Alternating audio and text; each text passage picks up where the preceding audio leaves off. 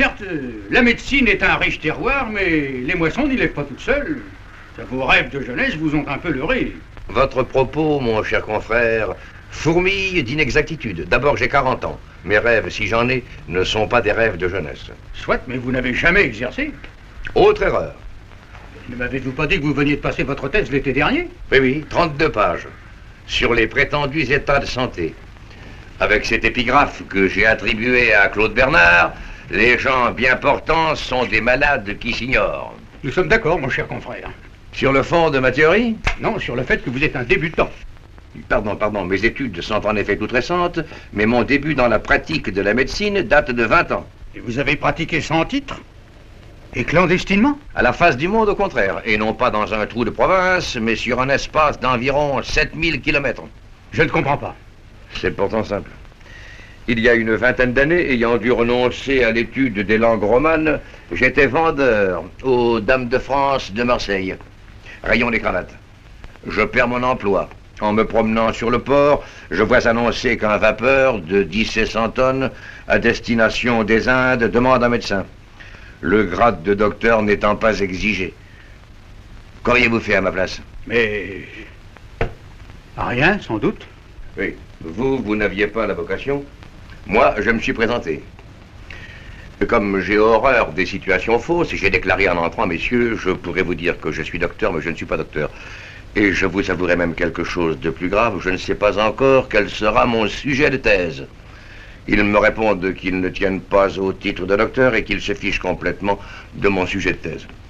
Si bien qu'il nous est resté à peine 3 minutes pour régler la question des honoraires. Mais vous n'aviez réellement aucune connaissance? Entendons-nous, depuis mon enfance, j'ai toujours lu avec passion les annonces médicales et pharmaceutiques des journaux, ainsi que les prospectus intitulés « Mode d'emploi » que je trouvais enroulés autour des boîtes de pilules et des flacons de sirop qu'achetaient mes parents. Dès l'âge de 9 ans, je savais par cœur des tirades entières sur l'exonération imparfaite du constipé. Ces textes m'ont rendu familier de bonheur avec le style de ma profession. Ma méthode actuelle en est sortie. Vous avez une méthode? Je serais curieux de la connaître. Je ne fais pas de propagande.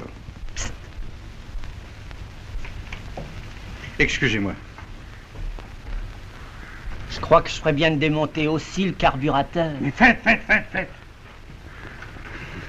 Comme notre conversation se prolonge, j'ai dit à ce garçon d'effectuer son nettoyage mensuel de carburateur. Mais oui. Mais, quand vous avez été sur votre bateau, comment vous en êtes-vous tiré? Les 2 dernières nuits, avant de m'embarquer, je les ai passées à réfléchir. Mes 6 mois de pratique à bord m'ont servi à vérifier mes conceptions.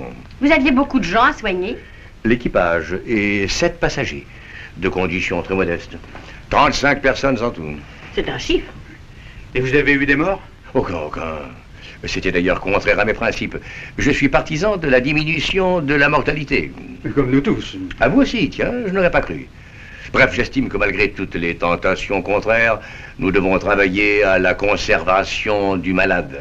Il y a du vrai dans ce que dit le docteur. Et des malades, vous en avez eu beaucoup? 35. Ah, tout le monde alors? Ben oui, tout le monde. Et comment le bateau a-t-il pu marcher? Un petit roulement à établir. Mais dites donc, maintenant, vous êtes bien réellement docteur? Je suis bien réellement et bien doctoralement docteur. Et vous pensez appliquer vos méthodes ici? Évidemment, je préférerais une grande ville. Saint-Maurice a combien d'habitants? 3500 dans l'agglomération, je crois, et près de 6000 dans la commune. Et l'ensemble du canton? Le double au moins. La population est pauvre. Très à l'aise, au contraire, et même riche. Il y a de grosses fermes. Beaucoup de gens vivent de leur rente et des revenus de leur domaine. Terriblement avare, d'ailleurs. Et il n'y a pas de grand vice. Que voulez-vous dire? Opium, cocaïne, messe noire, sodomie, conviction politique. J'ai jamais entendu parler d'opium ni de messe noire. Quant à la politique, on s'y intéresse comme partout. Et l'adultère? Quoi donc? L'adultère. A-t-il pris là-haut un développement exceptionnel? Est-il l'objet d'une activité intense? Vos questions sont extraordinaires. Il doit y avoir comme partout des maris trompés, mais sans excès. D'ailleurs, c'est très difficile, les gens vous surveillent tellement. Bon. Vous ne voyez rien d'autre à m'indiquer, par exemple, dans l'ordre des sectes, des superstitions, des sociétés secrètes? Autrefois, peut-être, mais pas maintenant. En somme, l'âge médical peut commencer.